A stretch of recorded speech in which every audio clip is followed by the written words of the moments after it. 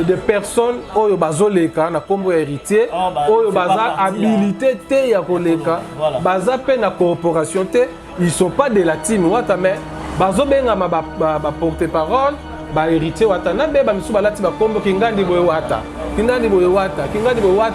alors azoleka zo finga artiste mususu alobela makambo boye oyo ba pesi yete na kopanzana na malamu. Voilà, maintenant c'est-à-dire que bateau ba panzana na mabe baza. Sarah Tola alongwe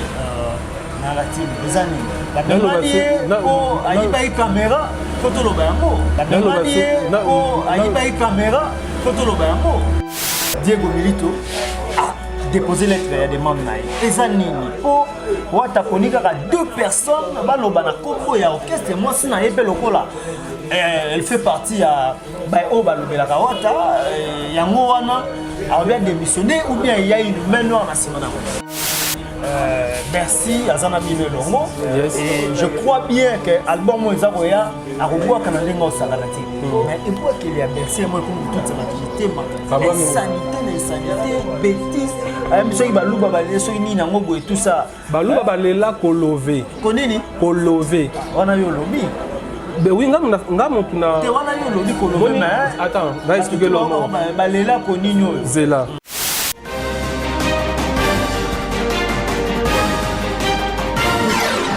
Voilà, ndenge to ebisaki bino tozotambola mpona kosombiki ya makanisi kotefela na bayo bazalaka na matière baoyo batefelaka basombiki ya makanisi kitoko na mai oyo tozalaka na yango wana lelo tobaki toza na moko aza mobiangami na biso ezali bongo na kombo ya Adam Suzolo moko ya ba journaliste ya mboka na biso baza ko vrai penza na internet et puis basali musala yango emonani na miso ya bato kasi tina nini oyo biso toye koluka Adams kosolola toko kosombiki nyama toko panza teke na mayo toye na yango toye bongo kobeta masolo ya moto na tembe Gogan héritier Watanabe pour sokomoni Adam Suzolo c'est que na nzinga omona pe bandeko ya la team bazali wana ndeto ba penza ça fait un bout de temps et toko yo kamo ba nungu comme aza mieux placé yenda ko ba ko claircir biso na mai o ba ko ba lekolo to kota penza na bosito pona ko vandisa yango ko chatte pona c'est un bote na ndeko Adam bonne santé. Ouais, santé bien bote na yo pe lokola na ba union so ba otala biso à travers cet élément partout bazwami et bizwami bango topesi bango bambote et puis bayenyo so balingaka Tim Wata balingaka héritier Watanabe balingaka Adam Suluzolo balingaka bayenyo so bazalaka zinga na ngai famille et puis ba fanatique oyo basepelaka na ngai napesi bango pe bambote. Voilà, bonne santé à héritier Watanabe moto na télé. Ouais, en passant héritier Watanabe aza bien aza na Paris na mode de confinement bino mo boyebi aza parmi bato oyo artiste oyo ba sensibiliser bato ba vana na bandaku ba sukolaka maboko tango nyonso pona ko combattre bokono ya coronavirus oyo ezo bouger mokili et biso pe ba tozalaka pembe na ye tovai na bandaku toza confiné de façon que to lutter contre bokono oyo evandisi biso na bandaku ba nyonso batalaka biso balingaka biso basepelaki na message oyo moto na tembe apesaki pona ko lutter contre maladie eye ekutaki ye na mboka ya Paris esika oyo aza pe confiné avandi et les activités oyo akendaki fallait travailler studio asisa ba finissage et ça là qui a arrêté yango nanu pona kolekisa nanu pandémie oyo soki eleki tozongi na biso na mayenyo so na ba activité nyonso ndenge ezalaka mais pour le moment na ba membre na yemoko na biso toza toujours confiné na bandako. Voilà, nous sommes confinés na bandako mais absence na ye est-ce que ils ont moi ba makambi quand même toza confiné wa makambi so za ko sala manango pe de loin et moi ba couper ça bino état il y a lieu de santé il y a la team de loin ninga za kuna est-ce que ils ont moi ba news. Ouais, de temps à autre on s'écrit toujours tout nana parce que moni na moment oyo il faut que luka oyeba oya yo esika zali nde to sama na ba famille to benga na musika to komana na zela ba réseaux sociaux et des fois to sala ngo mais na ndenge ya musala activité nous c'est arrêté répétition concert yomoyebi tozaki na production ya mboka ya Turquie tozaki na des productions mais tokendaki lisuté ba suspendaki yango na momentanément jusqu'à ce que vent ekozonga normal toke donc ba activité nous c'est suspendi et studio pe eza suspendi mais na ndenge retourna na ba santé totuna na ndenge ezala kaka en tout cas on les fait pas mal. Voilà, tout ça on a moi Simon Keto beta masolo ya carrière d'honneur et ça fait 3 ans on a album Ebima et na yebité est-ce que coronavirus comme te ko doser bino pour album asike Ebima ou bien ndenge ni en attendant carrière d'honneur santé na yango na bande ko tout ba landa bino ba meloman na bino feedback ezal ndenge ni. Bon, en fait premièrement je suis pas le porte-parole du groupe parce que la minute où on a Team Wata na koyi ko étouffer émission te pour topé ça pena émission à la ouvert aux à la l'aise na ba question na aux à la l'aise na oyo préparer pour tout na mais et tant que chargé média et orchestre tous na interdiction formelle ya ba membre nyonso ya orchestre ko banda na chef d'orchestre ou aza Mishka chef d'orchestre na biso et puis na bande ko tout voire même na secrétaire général na biso Tchalou Rubenga ou aza CG biso tout on a suspension formelle de passer à la télé parler et donner les programmes de Team Wata donc déjà tant autour ninga ba question o ezaki ya ba santé et normal mais ce que comme makambo que ezaki il faut na lobé la Team Wata en tout cas tu as une interdiction formelle dans ce qu'on a moi au pesa biso ba news na moi exact le news en passant na repé sa news que ndé na lobby que pour le moment tu as ma suspension tu suspendre ba activité tu travailler ils ont déjà message ba tu ba concert na biso to que ndakité ba il faut ba yeba yango mais sur le comique il faut que toucher ba point sensible entre autres les kamboboye les kaki ezongaki matake kitaki wanande il faut non éclaircir opinion ils sont là ils sont bien placés à kolobe la marambola parce que bango de bazana monopole wana pour le moment il y a Francis Libaya il y a Dimola bango bazana aux appeta au partager na bango sur les amakamou OK na pena ya sous-solo découvrir wana bango mais sur les années que non c'est normal que non bonne santé à la poule ça bien et ça passe et les kanango mais ce que combien matake kitake zonga kitomba luka boto ko na seto ya pena nzoto wana sikoyo n'est-ce pas Matika so voilà merci beaucoup to respecter mon Salomoni merci beaucoup pardon na katso malobate Ndeko John c'est-à-dire orchestre na orchestre ça na administration na ngo so toke na Team Wata etikanga nazo évoluer toza pe na administration na biso alors il faut interdiction na bino il faut toza na intérêt ya ko respecter pourquoi to sali bongo parce que il y a des bavures il y a des personnes oyo bazoleka na kombo héritier oyo baza habilité te ya koleka baza pe na corporation te ils sont pas de la Team Wata mais bazobenga ba porte-parole ba héritier Wata na beba misu balati ba kombo kingandi boye Wata alors azoleka zo finga artiste mususu alobela makambo boye oyo ba pesiyete balobi na été et pesi siko image mo pas héritier c'est comme si il est derrière tout ça or yemo déjà ça muta logique aza muta mibeko aza mutu oyo alingaka makambo sala na bien mais ce que comme que non Adam si Wata nazolo bala komba Wata wana to bebisa musala alors moi je suis le chargé des médias moi je gère le média ndé boyaka tant so ba répétition na biso vous en a posé président na posa moi image mona sa analyse mon boye na biso que mon frère nzembo kozwa te artiste na podium bazana ba sobi mère na par exemple yosko yebi na auto kotimba mona caméra bani ko filmer tam susu abano yembe singa se moucher yo filmango sans ko traiter image au bimisiango voilà ce que au teki image artiste propreté au teki image artiste mabe alors et zongelanga alors je suis censé ya kozala wana pona ko cadre ba biloko eleka quand même na propre puis ba norme moni artiste abana ko reprocher musicien na podium pour tam ça sala que réellement boy biso tokoyeba ke ah ouais ça image mon boye eza normal ko leka te mais yo pour na base kaka po chele sous titre botala héritier watanabe ndenge ekuta bana ko sala na ozomona on zo teka image artiste tozobuma alors yango moni sikoyo tant to moni que et comme il est trop qu'est-ce qu'on a dit on essaie un peu ya ko arranger makambo tout ça lango proprement tout ça lango tout bonnement to pesa ngo sens moko ya bien bato bazana maloba ya héritier watanabe porte-parole donc héritier apesi Dadi Mola yena TV héritier apesi Libaya na TV bato bazo ça ce différence bon na yaka na question na yo ba interdire ba journaliste ba toi TV ba les gars na comment ba misukutu ba interpréter héritier watanabe héritier watanabe o teka mabienti soki interdire déjà eza jusqu'à nouvel ordre ba bien eza jusqu'à nouvel ordre c'est-à-dire soki to pesi en autant que non makamona bena ba vire nga déjà ndeno le kana TV bona oloba mamba est-ce non loba amal nazo vendre image héritier mal non teka image propre c'est-à-dire nous un peu réservé te réserver la journaliste ozo panzana te attends nako panzana na malamu mais non panzana na mabete voilà maintenant c'est-à-dire que bato ba panzana na mabe baza voilà yeso ka monika caméra nzambe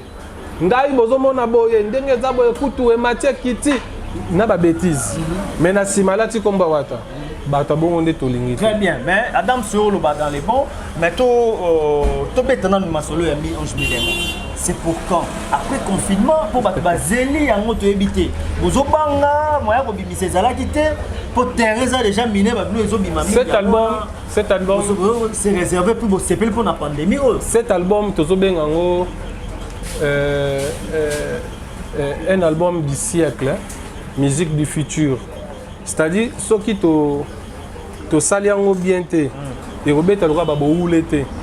moi banzembo loka ba boule ba toi comprendre to que chassa to schématique sur mais pour ça l'étika moi Jacques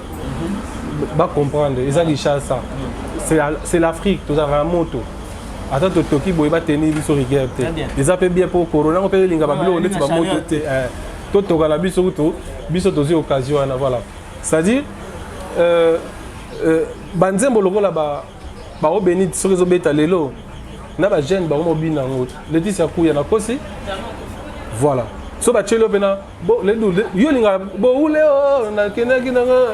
banzembo wana soki ezobeta lelo na rythme wana zela soki bebeta lelo etikali mama mbili ya bende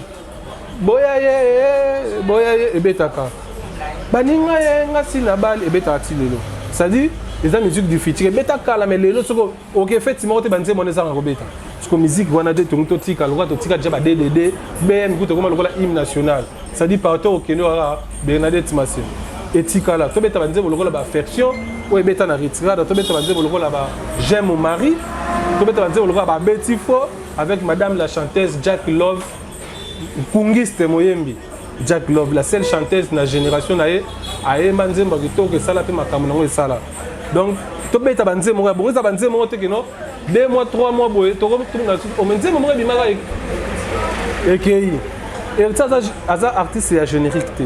aza artiste oyo soki ba pesi makambo chant abima na nzembo abima na vocal pour la demande nzembo abima na vocal yango sala ka banzembo ya bien bato bazala bango à l'aise album c'était prévu et bima ezaki album et le bang ezana monté toi na ba maman na banzembo yo ki nzembo yembe yo ne tant que consommer trop to ça la course na mututé premièrement to ça la musique pour na mututé to ça la musique que ta mutako yoka atikali nango obeta on a confinement pour bomisi non au confinement ça pour na mututu na président de la République au ça té tout le monde bazo ça la té bon biso de to ça la té balobi ni personne n'est au-dessus de la loi soki ndeti yo tunde osa boy oyiba mibeko po balobi to vana ba parler mais yo quand même te mais ba pandisa movana ndeni ba mo fo ba voilà confiner biso to pesa bango basa ba journaliste ba médecin coup de chapeau musa na biso siko yango da ba moment on ba reconnaître ba force na biso po o ateka travail na parler mais biso ce côté moi tout ça ba pandisa ngo côté relaxa ba voilà donc pour ba comprendre que confinement ali faut biso tout ça donc juste pour répondre bref album Miange Mi Démon ils ont déjà presque fait bozela kaka ils ont encore ba kala mingi tawa parce que après wana na mamine ne roya ba confinement kaka ici là tout que non iko kelo ndeko na Dame Suzolo yo lokola mopandisa ngo merci azana bino longo et je crois bien que album ezakoya akobwa kana ndenga osakana ti mais et pour qu'il y a Bercy moi comme toute cette activité insanité bêtise même ceux qui baluba balé ceux qui ni nango boy tout ça baluba balela kolové konini kolové wana yo lobi ben oui ngam tuna te wana yo lobi kolové mais attends va expliquer le mot balela konini yo zela Bercy tango salaka cri wana inspiration na eyaka na émission nanga OK nga muna yamba Bercy na émission nanga a s'inspira ka lelo kwa na sala lokola improvisation en pleine émission de ça on a ngiengi nga mo pena bana douter nango ndenge yo douter nango mais tant on a cheli to na bon baluba balela kolové bakumisaka basi na bango baluba balela kolové baluba balela kolové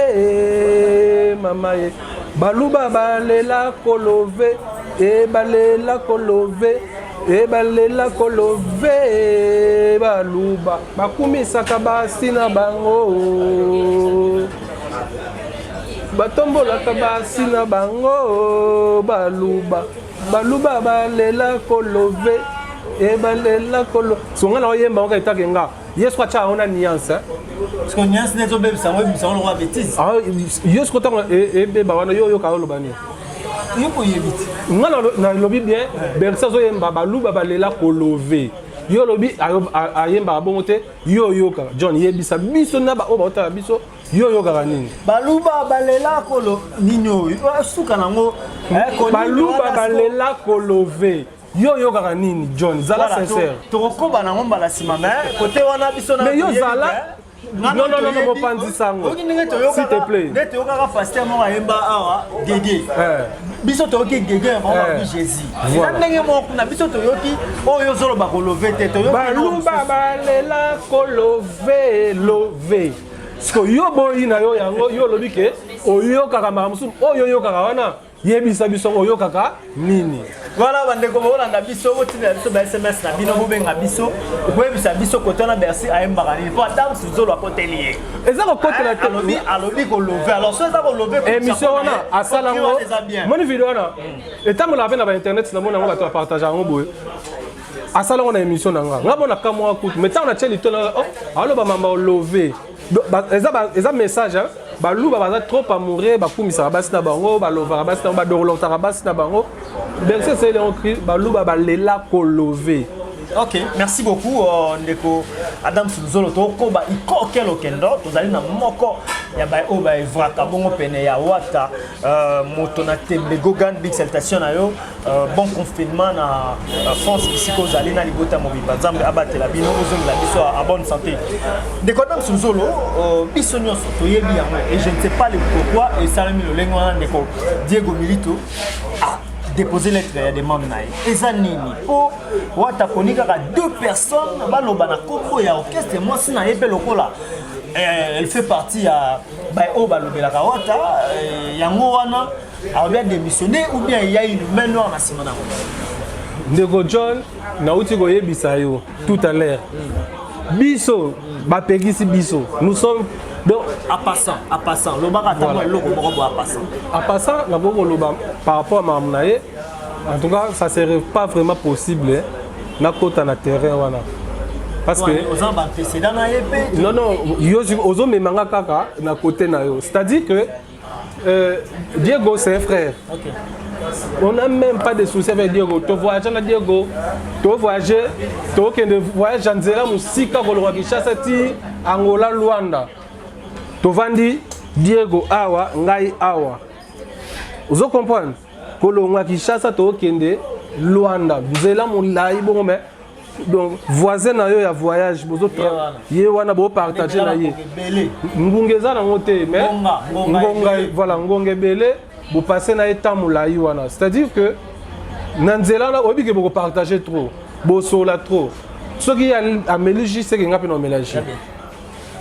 soki ya le mo eloko c'est ngapi no kolia à part nani ya orchestre ya bino moko na nzela mulai kolonga Kinshasa ti boko Luanda et puis tant boko mi pe Luanda il y a d'habitude déjà bazar chambre moko na Mishka OK bala la chambre moko na Mishka mais soki azo yemba alinga azo beta guitare azo yemba ngana za wana zo mpona to passa ba moment même dernièrement tant to utaki Mwanda a conseil mon to beta ya honorable Modero Timba to zaki na ba mpeka la chambre na bango ya ngai awa. Donc on a passé des moments na Diego na carrière musicale yango jour on a benga na butu ba 23 ans to so la bisinga bi tango to bandaka makambo ozalaka moni donc tango to bandaka makambo timi wata oyo to zalaka na ye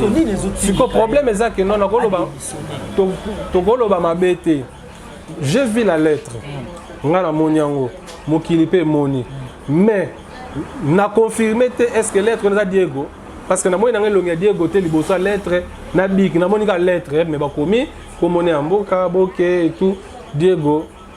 a sali lettre et démission pour toi approuver yango to pour na lobela makamba Diego wana il faut administration na biso secrétariat na biso ba acquiser réception eza lettre et demande si les lobos ont dit makaza azano dossier na yebité na loba bien je connais pas ba acquiser réception que lettre comme il va na bureau ba déposer la lettre il y a des émissions dans réseaux sociaux ba yaka nango na bureau non eza a publier on est dans réseau ngana yebité na loba ka ndena moni ngana moni na réseau est-ce que na courrier wana pena ke na secrétariat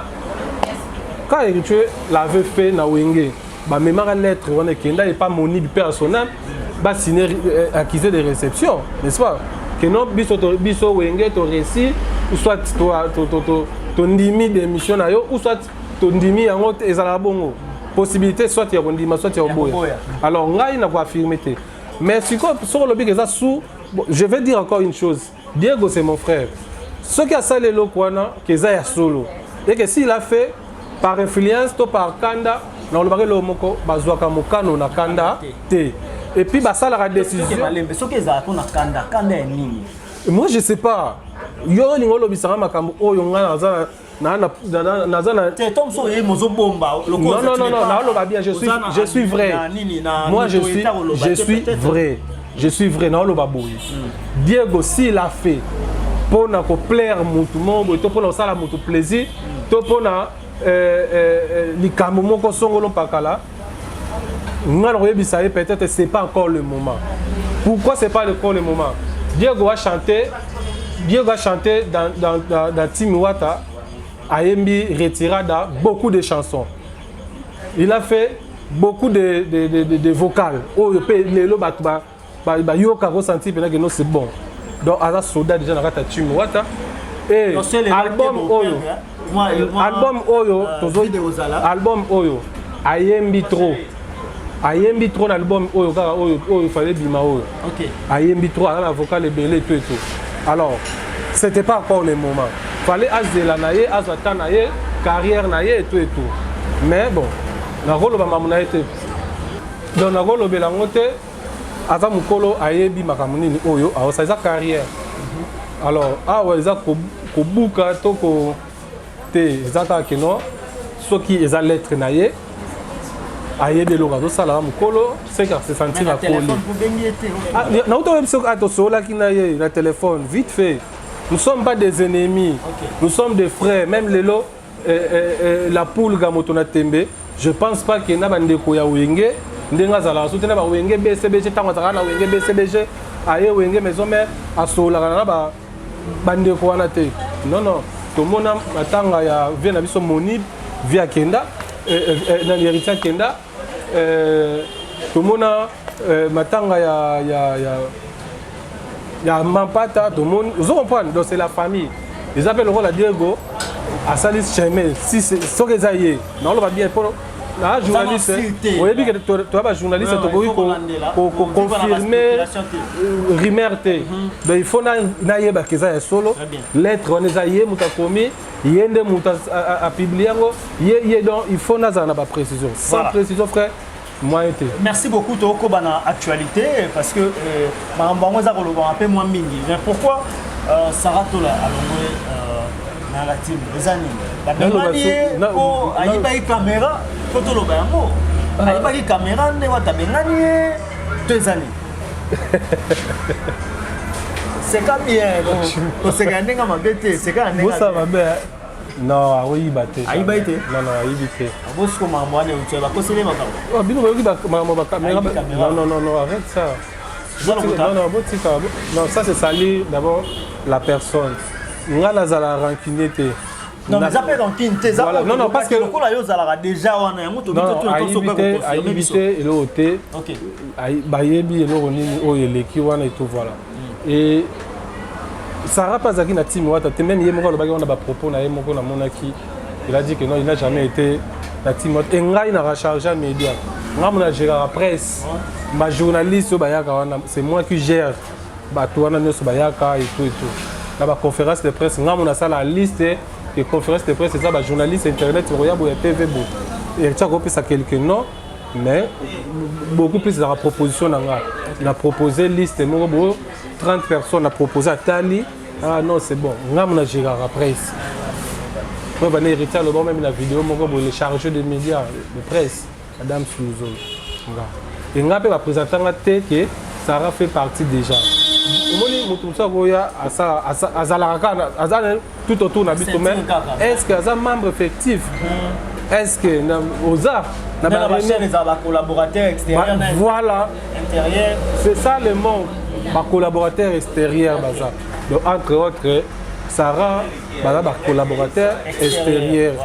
Donc baza sa musala, baza sa promotion. Baza ba nécessaire. OK.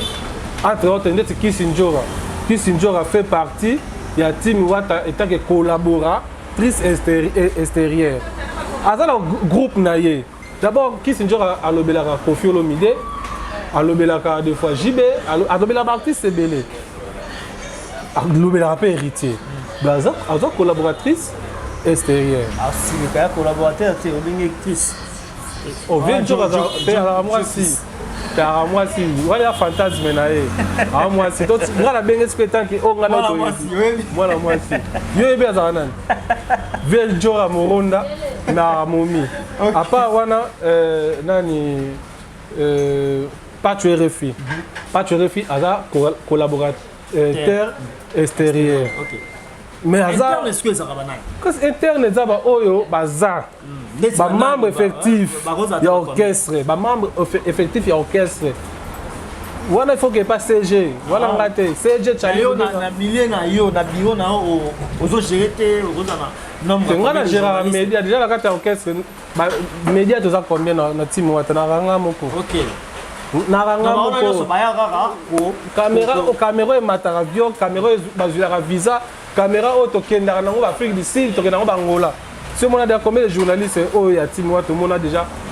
deux fois Angola Afrique du Sud Côte d'Ivoire non même pas to ça na fils et fille Angola liboso to kenda na fils et fille na biso ka royo ya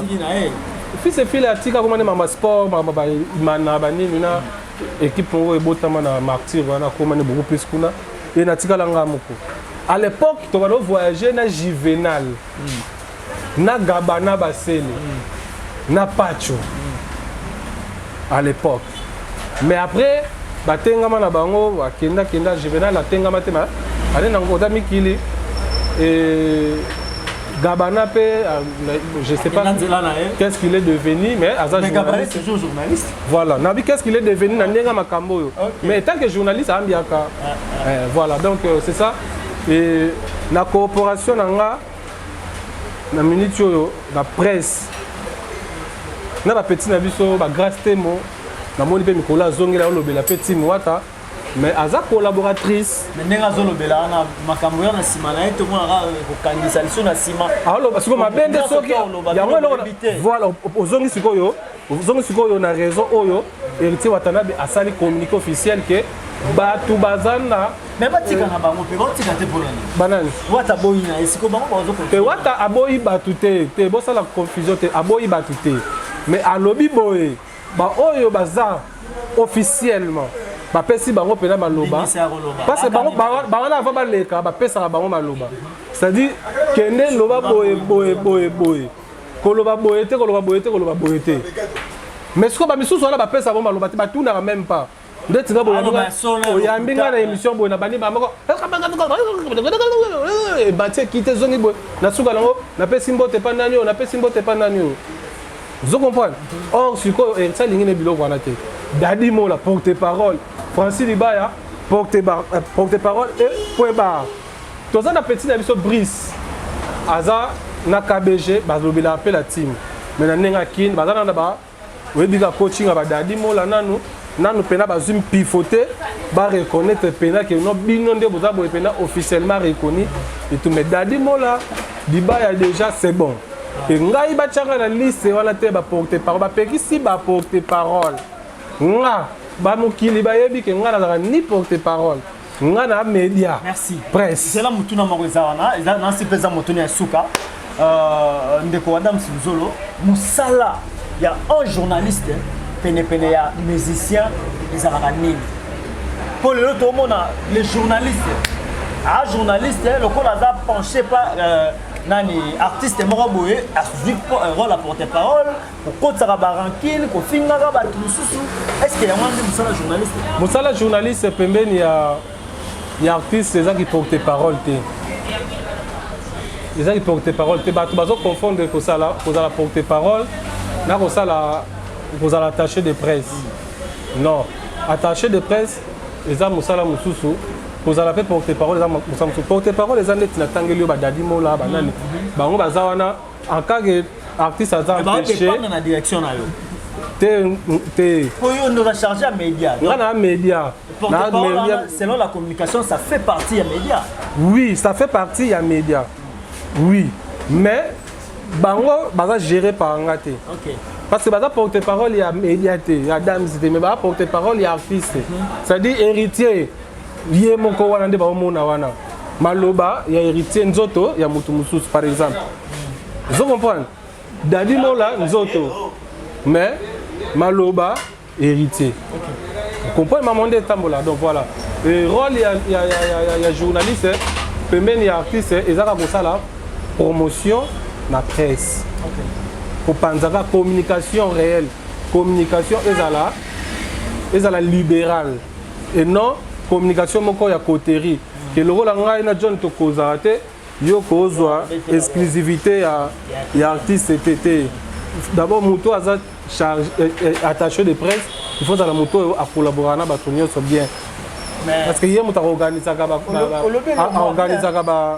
ba conférence de presse ba rendez-vous ya média ba émission ya artiste normalement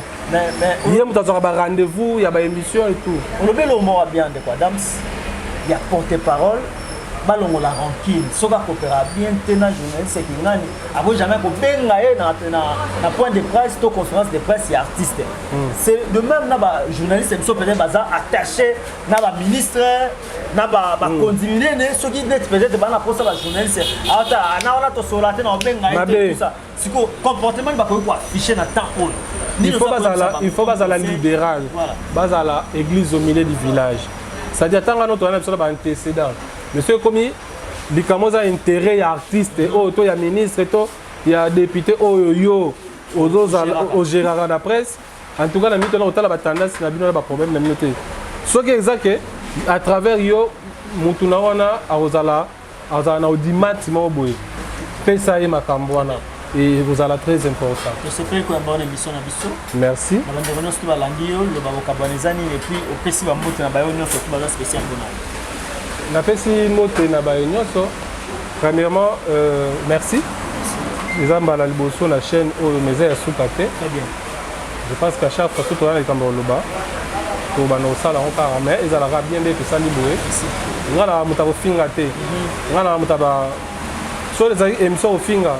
Na pupola bato belé awa basala ba émission ba pupola nga belé mais émission ezaka te mpo émission etalama il faut finga tosala boye non non analyse moko normal ya propre ya bien tosali e omonake ekende bien ezaka te ke non